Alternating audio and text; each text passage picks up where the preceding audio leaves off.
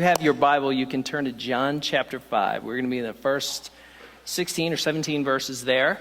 And today we're going to be looking at this idea that Jesus, the glorified Lord, is the Lord of the Sabbath. And we're going to look at that. But first I want to tell you a miracle story. How many of you guys have read the book Miracles by Eric Metaxas? Anybody?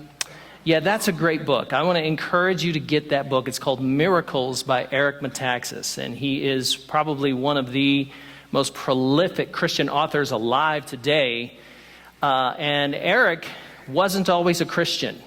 In fact, he grew up Greek Orthodox. And that book he's got some really hair-raising miracles in it. And I love reading about them. But my favorite one is his own.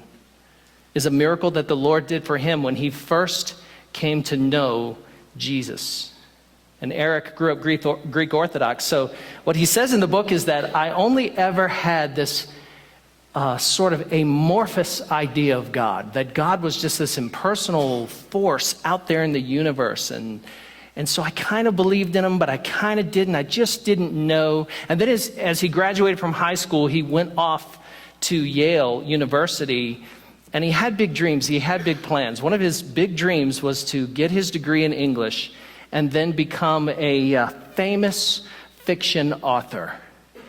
And then several years after his degree in hand from Yale, he was working at a place called Union Carbide, proofreading technical manuals, and miserable. He hated his life. He hated his job. He said, as a matter of fact, I had to move back in with my parents, and that was embarrassing too. And he said every single day he drove to this job to immerse himself in this tedious routine of checking these technical manuals, and all he could dream of is this thing that God had put in his heart of becoming someday this monumental or this really influential author. And so this desperation in his soul, this desperation in his heart began to bubble up. And Eric said he began to pray in the only way he really knew how. These weren't religious prayers. He just would tell God, or whatever he thought was God out there in the ether somewhere, he would tell God how desperate and how miserable he was. And he would just sort of, in his own heart and in his own way, in his own language, just cry out to God. And every day he did another thing. As he drove to work, he would listen to the top 40 radio station on the way to work. And his favorite band of all time was Led Zeppelin. And Led Zeppelin had a song at the time. This was their big hair, sort of 80s rocker phase, not the cool classic rock phase, but they had a song called Heaven Knows. Heaven Knows. And he began to cry one day as that song came on the radio, and he was driving to work, and he said, God, do you know? Do you know? Are you there? Can you hear me? Do you know that I'm here and I'm reaching out to you? And if you did, could you just reach back? Could you just reach back and let me know that you are there and you know that I am here? And about the time he finished that prayer, he drove into his dreary parking garage, this colorless place, and parked his car. And the song ended, and he turned his key and he said, God, if you are there and you do know, would you let this song be playing when I come back out of work? And he says, and now as a Christian, I look back on that and think, how silly of a prayer. How silly that was to ask God for such a ridiculous thing. But at the time, I didn't know better. And he said he went into work and he forgot that prayer and he got lost in the tedium of work. He came out just mentally fatigued. And when he came out, he turned on his car and that song started playing again. And he started crying. He said, God, I know you're here. And it wasn't just the coincidence of the song, it was the invading presence of God. And I mean to tell you, that's real.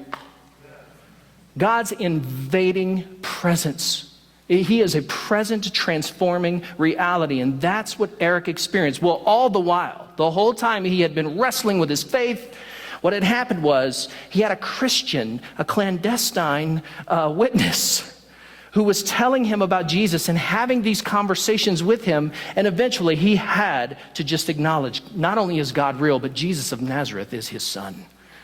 And it's just a powerful, I think it's the best miracle in the whole book. You should get the book. And here's what I want you to know. God still meets us in unexpected ways. He still invades our space with his holy, sacred, awesome presence. I want to tell you what the main thought out of our passage is today. Here it is. I'll put it up on the screen. Miracles are revealing and they're provoking. They're revelational and they're provocational. On the one hand, they reveal what's true about the nature and character of God. They show us what God is like. And they show us what his character is like. But on the other hand, miracles can also reveal our character. They can reveal what's really in us, the state of the art in our own spiritual journey. They can reveal what's really going on, like an X-ray or an MRI, into your soul. And then they provoke us, they challenge us to action. And we have one of two responses when God shows up. When he begins to draw us and he begins to do things and we're aware that, yes, God is after me, right? We have one of two options. You can reject him and harden your heart. Or you can open your heart and open your empty hands and receive him by faith. And so we have these two options, to harden our hearts further or to receive him. And that's just the big idea that we get out of the story today. I want to read it to you. I'm reading from the ESV today in John chapter 5, verses 1 through 17. We'll start at verse 1. It says, after this, there was a feast of the Jews, and Jesus went up to Jerusalem. Now there in Jerusalem, by the sheep gate pool in Aramaic, there was a pool called Bethesda, which had 5 roofed colonnades. In these lay a multitude of invalids, blind, lame, paralyzed. One man was there who had been an invalid for 38 years. Note that. That's the same time that Israel was in the wilderness before they went into the promised land. So one man was there for 38 years, and when Jesus saw him lying there and knew that he had already been there for a long time, he said to him, do you want to be healed? And the sick man answered him, sir, I have no one to put me into the pool, and when the water is stirred up, and while I am going, another steps down in before me. And Jesus said to him, get up, take your bed, and walk. And at once the man was healed. He took up his bed, and he walked. Now that day was the Sabbath. So the Jews, the Jewish leaders, the Sanhedrin, who are the Sabbath police, they came and said to the man who had been healed, it is the Sabbath, and it is not lawful for you to take up your bed. But he answered them, the man who healed me, that man said to me, take up your bed and walk. And they asked him, who is the man who said to you, take up your bed and walk? And now the man who had been healed, the paralytic, he did not know who it was, for Jesus had withdrawn, and there was a crowd in his place. And afterwards Jesus found him in the temple and said to him, see, you are well. God has healed you. Sin no more, so that nothing worse may happen to you. And the man went straight away. He went right away and told the Jews that it was Jesus who healed him. And this is why the Jews, the Jewish leaders, were persecuting Jesus, because he was doing these things on the Sabbath. But Jesus answered them, my Father is working, and I'm working now too.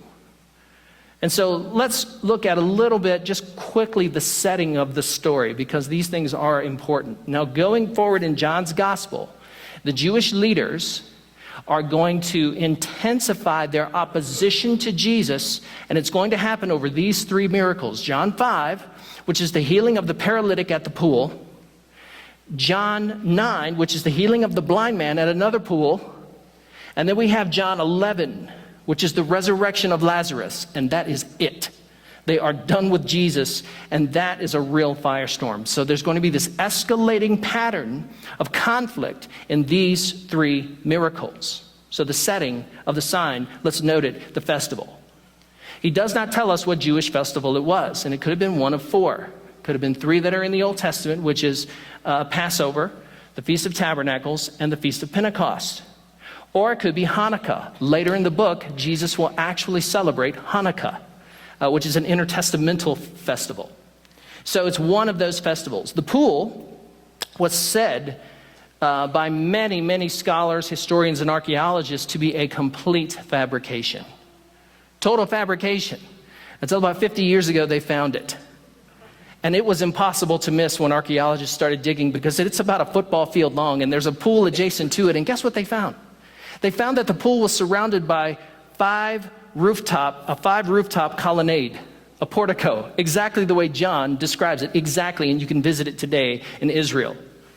And now there are a multitude of invalids who are there gathered around the pool, because in the ancient world, I'll explain a little bit more about this later, but in the ancient world, people just thought that hot spring waters fed by either a hot spring or an artesian well, which this one was, had healing powers.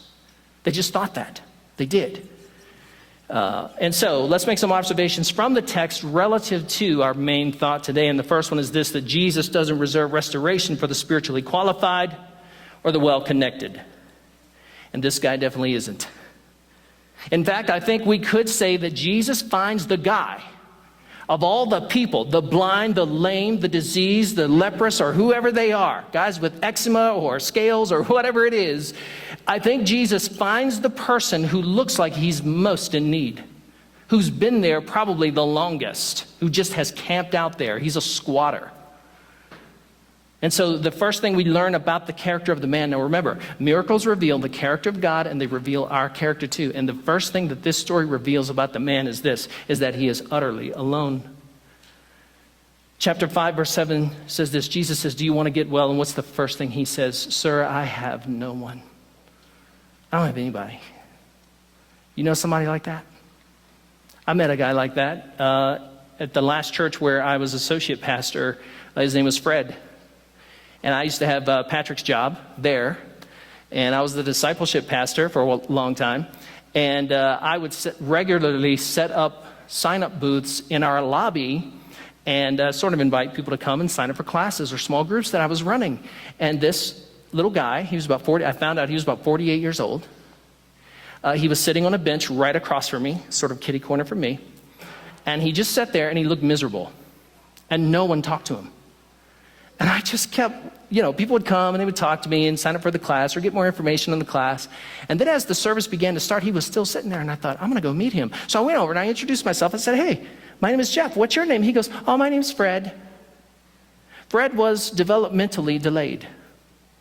I want to guess that Fred probably had the mental capacity of a 5 or 7-year-old, somewhere in there. He was 48 years old, but he still sort of talked and reasoned and acted like a kind of a 5-year-old or a 6-year-old or a 7-year-old. And I said, well, hey, my name is Jeff. Are you new here? And I introduced myself. And right away, we struck up a friendship. And it's as if, have you ever seen like those baby ducks that are born? The mama duck is gone, but then there's like a puppy there, and they follow the puppy around? That was me. I was the puppy. And he was the baby duck.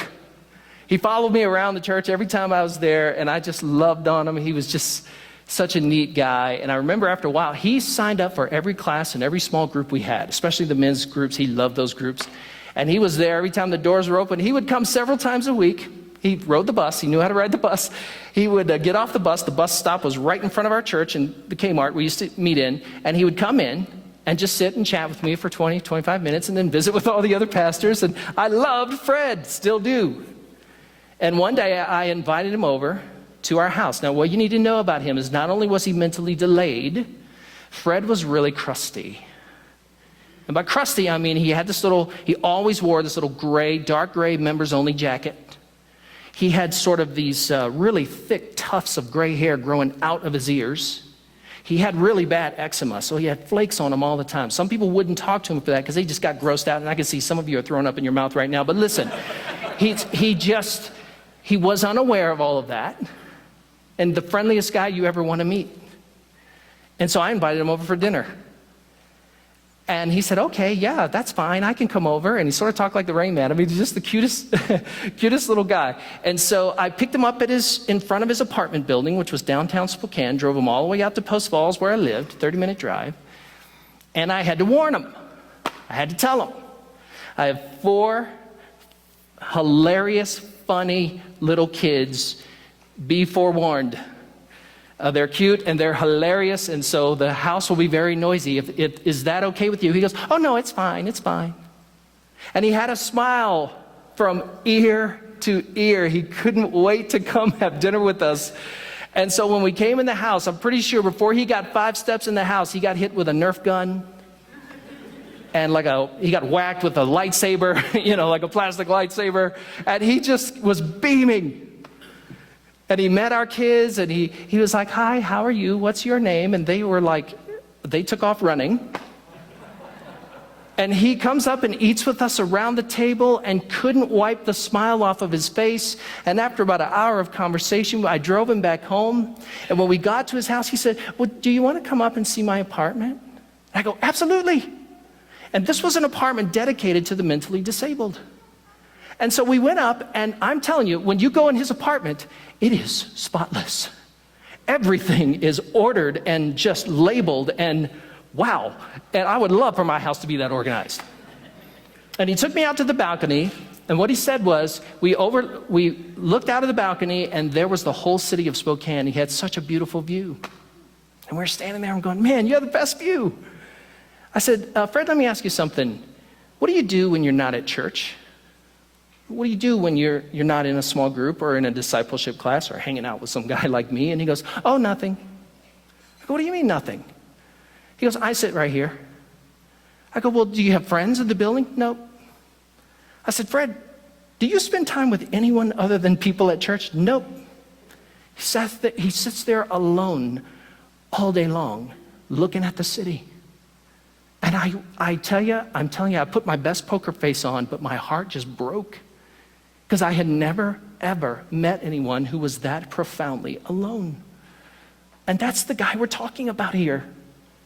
We're talking about a guy sitting by a pool, frankly, who is surrounded by people. A multitude, it says. Innumerable people there clamoring to get into what they think is magical water to heal them. And he doesn't know anybody. He says, sir, I have no one. And you don't have to be like this guy, the paralytic, or my friend Fred, to feel lonely, to deal with loneliness. I deal with it on occasion. There are times when I have felt so lonely over the last year that I felt like my heart will break in two. And I have reached out to the invisible God who is there, and he is there. Don't you love the fact that this story says Jesus saw him and Jesus knew him? And whatever little lonely place you have in your heart right now, here's what I want you to know. Jesus sees you and he knows you. He knows you. And he's going to make a beeline for you. This guy has more problems though. The other thing that we learn about him is that he is disillusioned. Look at the rest of verse 7. He says, sir, I have no one to help me, no one to put me into the pool when the water is stirred up. And while I am going, another steps down before me. Do you hear that little electrical current of disillusionment in his statement? Do you hear it? He's saying, you don't know how many times, mister, I've tried to get in that pool and maybe throw a Hail Mary pass into the end zone and just receive something from God, some magical blessing, some healing. And other people say they did. And you don't know how many times I've tried, but it's never worked. Why should I try it again? Here's the problem with disillusionment. You know, this is the telltale sign you're disillusioned, is when you are trusting in the wrong source. When your disillusionment is over something you thought should have provided a need that you had, and you haven't looked to Jesus, because the God of the universe enfleshed in human form is standing right before him and can give him anything he so requires or asks. And he is trusting in this magical thing. And so there is a heart of disillusionment. Disillusionment is a sure symptom that our trust is in the wrong object. People will disappoint you. Other things that we trust in, they sometimes will let us down. They just do, but God never will. He's also superstitious. We mentioned this, verses 3 through 7. I want to show it to you. Now we're going to have just a quick technical discussion, okay? It's Christ Community Church. You know this is going to happen one time in the sermon, right? Starting with verse 3. It says, in these lay a great multitude of sick people, blind, lame, paralyzed, waiting for the moving of the water. For an angel went down at a certain time into the pool and stirred up the water. Then whoever stepped in first after the stirring of the water was made well of whatever disease they had. Continue. Now a certain man was there who had an infirmity for 38 years. Now, see that blue? That should not be in your Bible. The last half of verse 3 and all of verse 4. And here's why. because it does not appear in any known Greek manuscript, Greek copy of the New Testament of this story until the 6th century AD. So verse 3, or half of verse 3 and all of verse 4, appears as early. The earliest that both of those verses appear together in a Greek copy of the New Testament is 500 years later. Something like that. So here's what happened. Here's what that scribe did. The scribe interpreted what he thought he was seeing in the story. This is what he thought he was seeing. First of all, there are a multitude of invalids around that pool. Why? Why are they there? Well, because they believe it has magical properties. Secondly, this man, when Jesus asked him, do you want to be healed? What's his response? I can't get in the water. Okay, the scribe goes, yeah, there you go. Third thing that he knows is the universality of the existence of ancient cultic healing pools in the Greco-Roman world. They were everywhere, in every city. People just thought that these kinds of pools had magical powers and that the gods were stirring the waters to heal other people. And he might know a fourth thing. He might know that this is not a Jewish pool, this is a Roman pool. This wasn't built by Nehemiah. This pool was built by the Romans. And so he might know that as well. There's a 2nd century letter in which a woman writes to the Roman emperor at the time, thanking him that the pool of Bethesda healed her. The gods healed her in this pool from a foot ailment. And so he may understand that this is what it was to the Greeks and the Romans. So that's why the scribe put it in the story, but it does not belong in this story. Because the earliest, most dependable, most reliable manuscripts of John's gospel do not have it there. Okay, enough said. So this is a superstition. The Bible, here's a rule of interpretation I want to give you. The Bible does not always approve of what it records.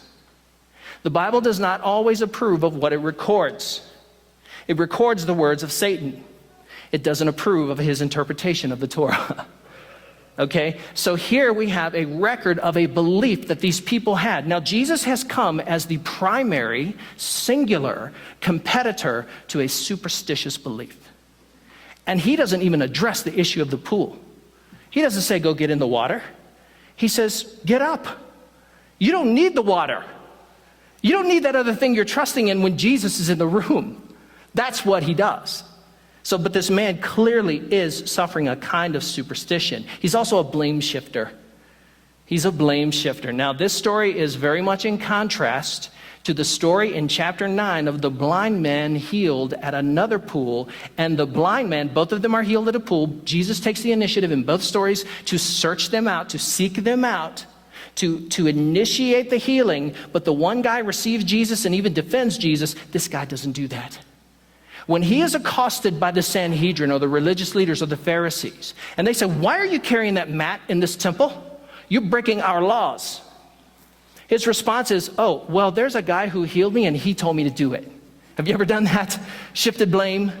That's human nature. He says, the man who healed me, that man said, take up your bed and walk. Next, he's a sinner. Well, aren't we all? Yeah, but he's really bad. He's worse than you. Maybe not, but we don't know what sin Jesus is trying to address in his life. But here's what we do know. Jesus catches up with him later and confronts him and says, you better stop sinning or something worse will happen to you. See, God has made you well. God has given you a new way. What is he talking about? He's probably talking about the judgment day, because that's definitely worse than being paralyzed. So whatever Jesus is talking about, we don't know, but we can't rule out the fact that even though this guy was not physically capable of sinning in a lot of ways that you and I might think, he's a sinner, and Jesus needs to address this. Many years ago, I was in England, the north of England, in the Manchester area, and I stayed with a family, and they had a son who was struggling mightily through MS. And he and I hit it off right away. The very first night that I stayed there with that family, and I stayed with them for about a month, he and I talked and talked and talked. And boy, he was ready to talk. Unlike most English people that I found, this guy was ready to talk, man. And so he spilled his guts, and he told me he was paralyzed from about his collarbone down. The only thing he could do was lift his arms, and he sat in a wheelchair. And it was really sad. We took him out sailing one day, and it was a really neat experience with that family. And we sat there, and I was kind of I was pretty hardcore back then. And I was like, man, what sin do you need to confess to the Lord, brother? And I'm not like that anymore. But he just spilled his guts. His name was Nigel. And Nigel began to tell me about a very rich fantasy life, about all the things he wanted to do that he's never been able to do because of his MS. And you know what his dream was? His dream that somebody would create a miracle cure to cure him, or that God would cure him so that he could buy a plane ticket, move to Los Angeles, sit by a pool with sunshades on, and be surrounded by hot babes. That's what he told me his dream was. And he told me a lot more than that I will not share. I will spare you of all that accompanies that. And so I led him in a prayer of confession of his sin right there. And what I discovered is that God doesn't have to have the physical capability to follow through on what he's thinking. He could be a sinner and have a repeated pattern of failure in his thought life. And he confessed his sin and said, yeah. And then I had to tell him, America's not like that. That's just, you see that on TV, but Goochland, Virginia is not like that. You can come stay with me. So he's a sinner. And he also becomes an informant. At the very end of the story, he betrays Jesus. Now watch this, as soon as he learns of Jesus' identity later, he runs and tells. That's clearly how the story comes across. He's not repentant. He's not celebrating. This guy runs and he tells on Jesus, and John says it's for this reason that Jesus was being persecuted in the temple area. So what do we learn about this person? He's imperfect. Yes, he's a sinner. He even holds some superstitious false beliefs that aren't true, and God has healed him. God has reached out compassionately to him. So we learn that God is sovereign in his miracles, because Jesus doesn't just clear that pool out of invalids. And God's compassion for lonely, broken, and even hard-hearted individuals is present. It is present. Hear me well. Sometimes a broken heart can become a hard heart. Did you hear that? Sometimes a broken heart can become a hardened heart unless we lay it before the Lord. But God doesn't require polished religious credentials. And he doesn't require it in you either. All he requires is an open heart and a willing mind and an open person. Number 2, Jesus challenges our faith to grow it. Jesus is going to challenge our faith in order to grow our faith. Now, in the story, the first challenge that we find is the challenge, do we want to get well? And it's easy to almost read right over this. Do you want to get well? Do you want to be healed? Do you know someone who doesn't want the consequences of their ailment or their situation, whatever circumstance or situation that they're in? They don't want that, but if they were to be healed, it would cost them dependence. It would cost them a dependent relationship, or it would cost them a dependent addiction, or it would cost them some dependence that they are relying on right now. Now, this guy is a beggar. And in the first century, being a beggar was the only way that a person like him could receive any sustenance, any basic sustenance at all. And so he has subsisted on the generosity of the people walking by, or the temple generosity toward him. And now if Jesus heals him, what's he going to do? He spent 38 years, doesn't have any skills, he doesn't know how to do anything. And so there's a high cost to healing sometimes. And unfortunately, I have met people. I knew a guy, he had been saved for a long time, but when he was younger, he was a knucklehead and he was in and out of jail. And he described prison to me, and I said, man, it sounds like prison is a place you would never want to end up no matter what.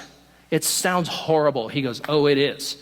He goes, but you know what's worse when you're young and you're a knucklehead and you don't know how to do anything? Freedom. He goes, because at least it was a roof over my head and a hot meal on the table and a bed to sleep in. And sometimes we embrace prisons, we embrace a lack of freedom because of what it would cost us. It costs us responsibility. Now this man has to go out. He has to go out and find a job. Where does Jesus find him? Where does Jesus find him? In the temple. Like, he's healed, and later, he didn't go out to the fields. He could have actually found a job helping people out in the fields, but he doesn't do that. He's still in the temple. Why? Because the only thing he knows is waving that cup around and asking people for alms for the poor. That's all he knows. Do you want to be healed? Do you want to be healed? The second challenge is this: do you want to grow? Do we want to grow? Verse 5, verse 14. Afterward, Jesus found him in the temple and said to him, "See, you're well now. Stop sinning. Sin no more, that nothing worse may happen to you." When Jesus searches for him later, he finds him in the temple complex, right back where he was. Do we want to move beyond where we were? Do we want to grow in our faith? Jesus is never content to heal us. Jesus wants to heal us. He wants to heal your pain. He wants to heal your body. Jesus wants to heal your mind. He wants to heal you. He wants to restore us to right relationship with God, but he is never content to save you. He wants to sanctify you. He wants you and I to begin to get into a life where we are walking with him and being transformed and changed into the image of the Son. The third challenge is, do you want to be free of heartless religion? This is a big one in the text. Ancient people would see it. You and I, modern people, we kind of miss this, but this is a big one. Verses 9 through 10, it says, "Now that day was the Sabbath, so the Jews said to the man who had been healed, 'It's a Sabbath. It's not lawful for you to be taking up your bed on the Sabbath.'" Where are they getting this? Where are they getting this? They're not getting it from Moses' law. The only passage in the Old Testament that could justify a law like this is Jeremiah 17. And in Jeremiah 17, the context is clear. They are forbidden to carry the accoutrements for their business, their mercantiles and their business, to the temple court to make money on the Sabbath. That's the context. And what had the Jews in Jesus' day done? What'd they do? Well, they made some more laws to clarify that law. They made more religion. What they had done is created an entire system of circuitous, complex religion to safeguard what was written in the Torah, the core. And all of these laws, Jesus says, you set aside the law of Moses for the sake of your own traditions. This is a false religion. And Jesus could have healed this guy on any day. He could have waited 24 hours and healed the guy the next day, no problem.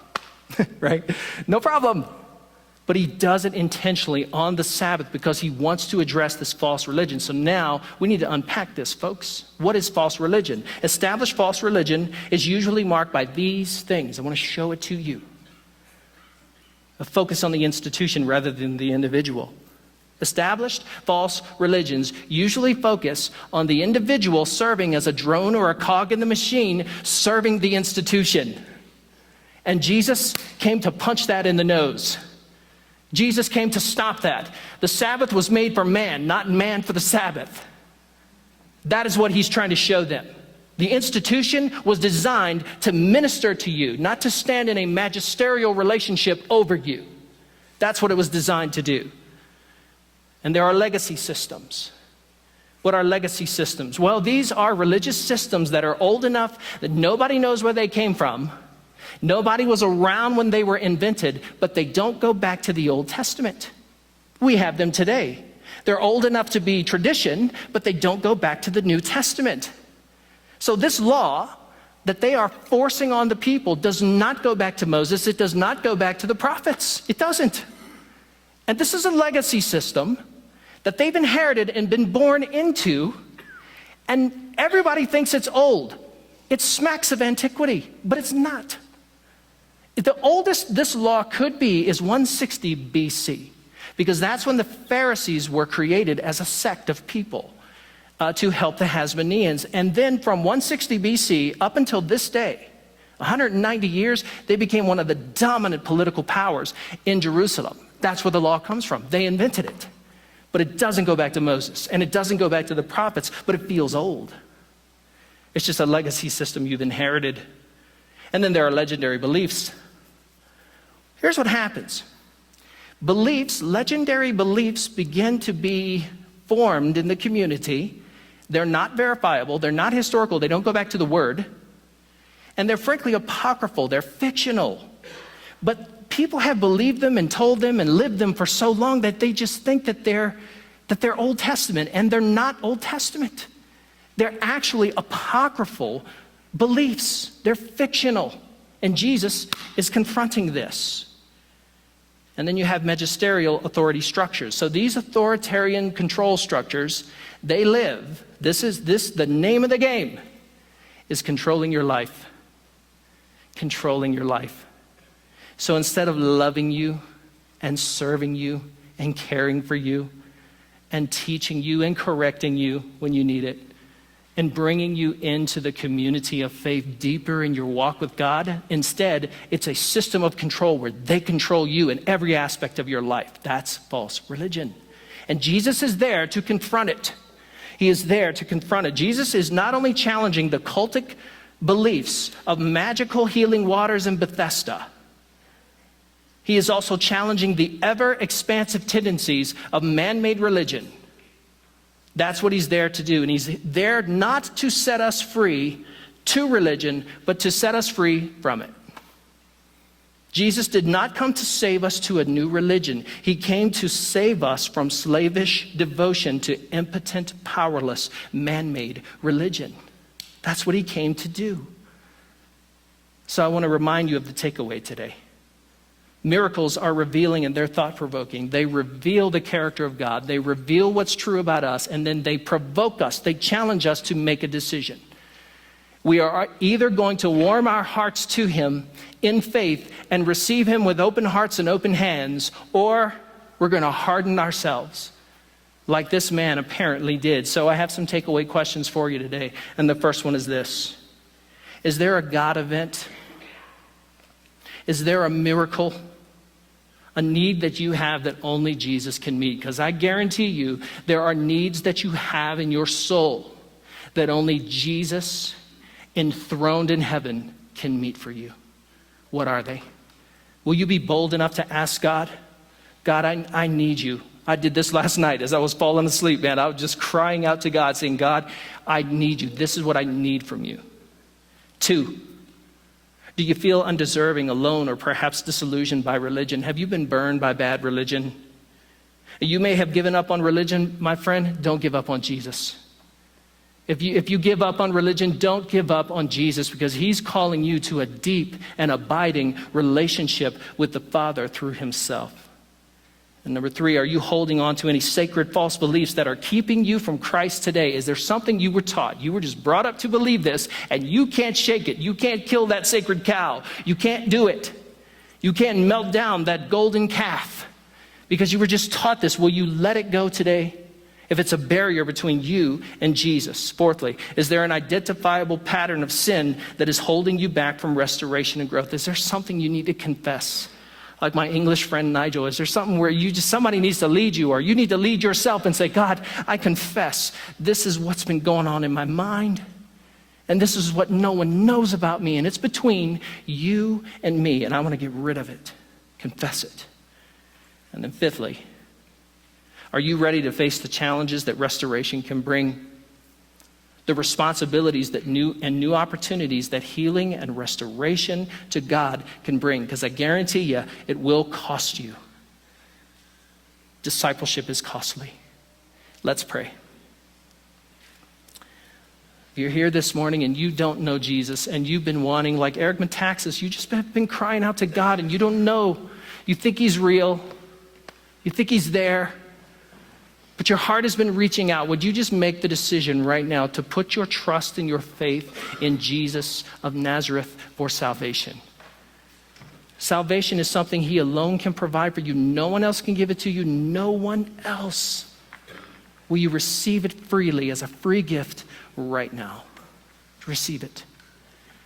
And if you're here this morning and you are a Christian and you are saved, but there is something between you and your God, there is some sinful pattern or some false belief or an attitude or a relationship, whatever it is, will you confess that to the Lord right now? God, we confess. We confess that this obstacle is between you and us. And if there's a need you have this morning, will you just reach out to the Lord? Will you just cry out and say, God, I just need you. I need you in this way. I need you to help me through this deal that I'm going through, because I don't have the resources. I just don't have it. I don't have the frame. I just don't have what it takes to bear up under the weight of this. I need your help. Will you reach out to the invisible God right now? Will you do that? Oh.